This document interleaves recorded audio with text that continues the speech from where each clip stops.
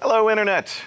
Steve Tassi, curator at Snakes and Lattes here again. And as you guys know, back at the end of July, we went to Gen Con and we had an amazing time. We brought back lots of games for the cafe, tons of them. And if you've been watching our Facebook page, you've been seeing that we've been posting quick little profiles of many of the different games that we brought back.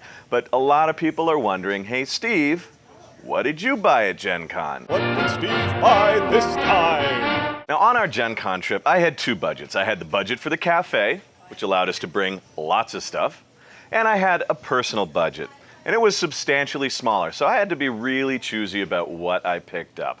So I came back with two games, plus I picked up a third one as soon as it was available in town, because I played it at Gen Con and loved it so much. First up, Vault Wars.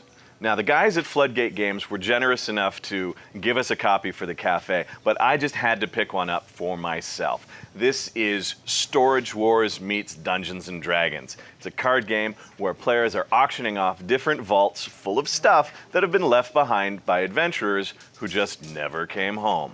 The goal of the game is to get rich and make as many victory points as you can while collecting awesome stuff and selling crap off to the other players. It's got set collection, it's got a corruption mechanic similar to Scoundrels of Skullport, the Lords of Waterdeep expansion, and it has a variety of different auction mechanisms.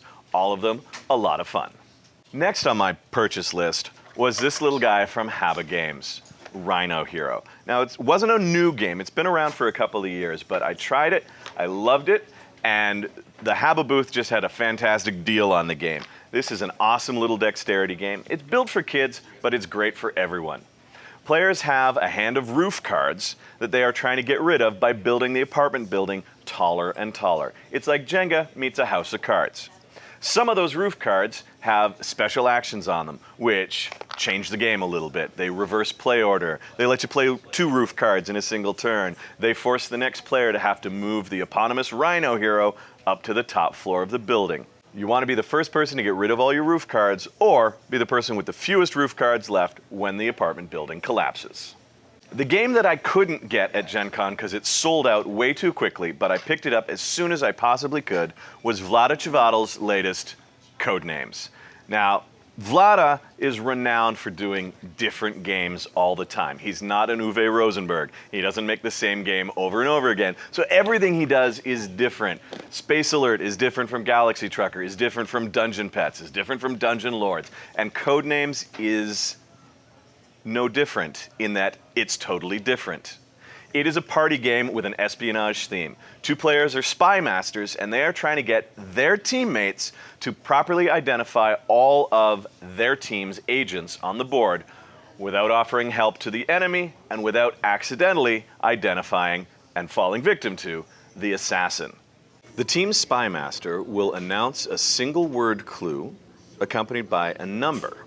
And that number is how many of the cards in play that clue applies to. The team then begins to guess. As long as they guess correctly, they may continue guessing up to the number that the spy master gave. As soon as they guess incorrectly by finding either an innocent bystander or the other team's agents, their guessing is over.